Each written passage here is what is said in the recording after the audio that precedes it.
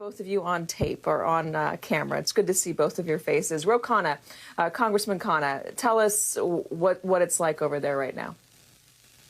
Well, first of all, I just want to express my heartfelt appreciation to the Capitol Police for what they have done to keep us safe and the risks that they take every day. I mean, I was walking outside my Canon office to get Chinese food, and when I was coming back in, I got frantic calls from my staff saying there's been another incident at the Capitol, and I had no idea. And then I had a officer say, go into your car and just stay there. But they are under extraordinary stress. It's really sad to see what's happening to the Capitol, and my heart just goes out to them and my appreciation. How does it feel working inside the Capitol right now, Congressman Khanna? Do you feel safe?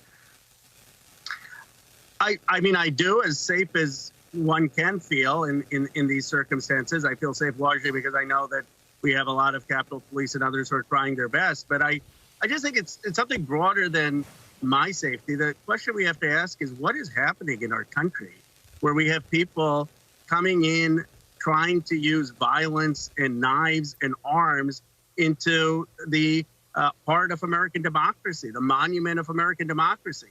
I mean, this is what our country was founded to prevent violence, to say we solve disputes with debate and reasoned dialogue, and something is really just wrong with our nation, and that's what I'm saddened by. Congressman Kildee, we spoke a lot in the immediate moments around the January 6th attack, but also in the aftermath as well.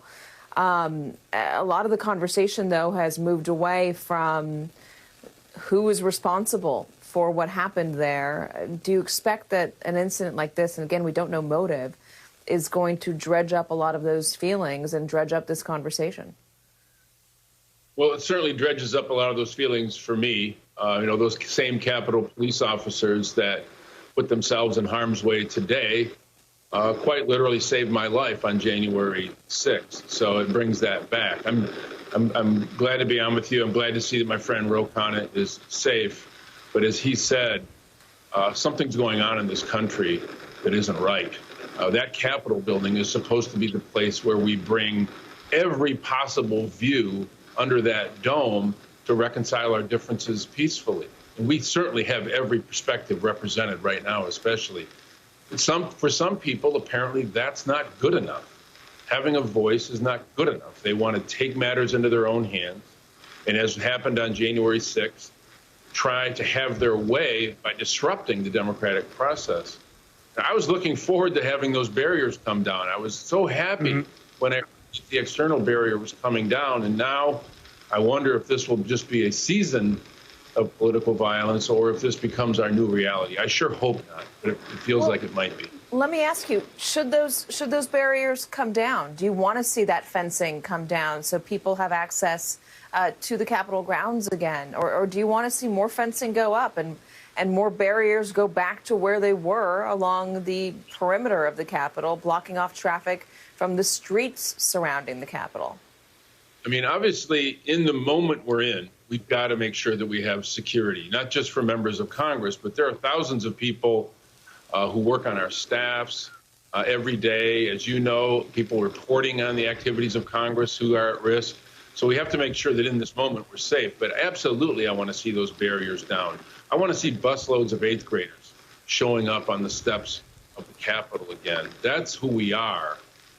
But, a fence doesn't change minds.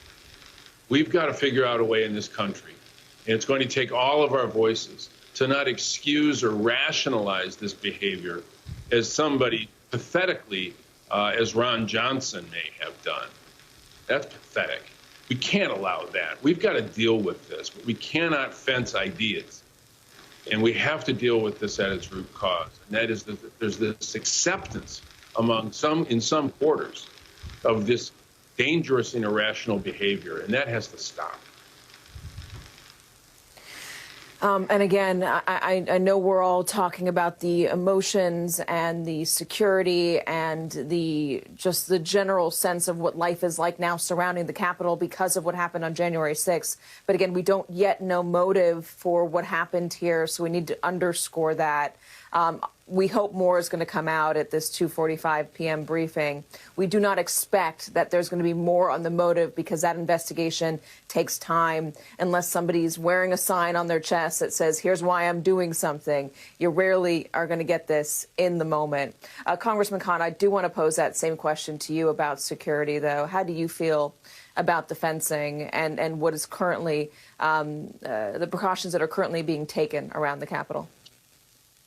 Well, you know, I had felt like my friend Dan Kildee, a sense of relief when those barriers originally came down, and it was spring, and it seemed like we were finally getting back to what the Capitol should be, a place where anyone can visit. But, you know, this incident, I think, shows that there's still a threat, and security and safety has to come first, not just for members of Congress, but for all of the people who work here and people who visit here. So I think there has to be some thinking about maybe there's a design around the perimeter where the visitor entrances are moved, but you don't have barbed wire. But there has to be a lot of thought of what it's going to take to keep us safe and yet have it be accessible. But I do think one thing I hope every member of Congress today, every senator can unequivocally condemn the violence, tell people that there is absolutely no justification.